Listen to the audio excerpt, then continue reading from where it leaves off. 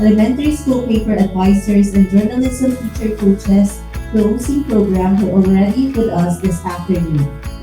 So let me start with the school paper advisors and group coaches in the secondary who are with us on site today. So we have 30 on-site participants.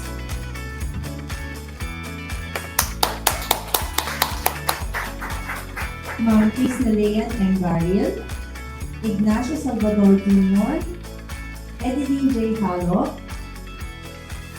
Mariju Asiguche, Maricel M. Arcero, Ana Aurea F. B. Bondad, Russell F. Meneses, Roslyn A. Napoles, Mabel A. Havillo, Ma'am Cherry May D. Villamartin, Benedict Mary P. Ambos, Margie F. Fadriquela, Robert B. Lakayama, Maria Elizabeth T. Mateo, Angelique E. Ventura, and Ma'am Russell T. Palaban.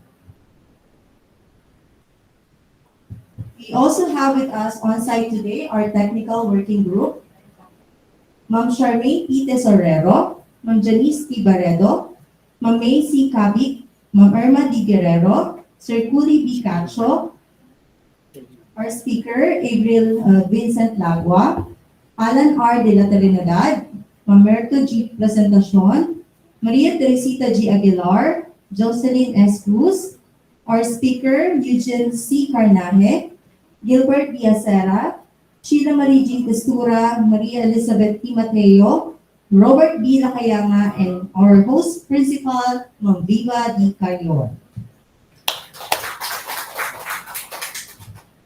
Next, we have our school paper advisors who are joining us through online participation.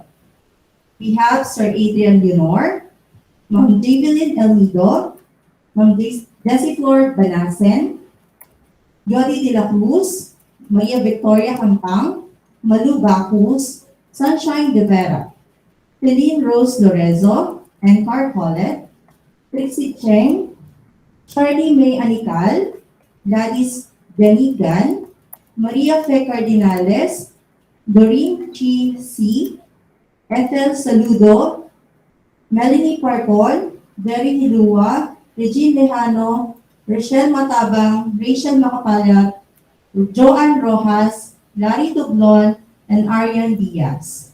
So for our online participation, we have 24 attendees. We are very blessed for your participation to this training initiated by the division through the leadership of Mr. Anthony Augusto M. Garcia, our PSDS division in charge of journalism, elementary group categories, elementary and school, secondary overall in charge, and of course with the overwhelming support of our division leaders. Thank you very much and good afternoon. Thank you so much, Ms. Lau, for a very thorough checking of attendance.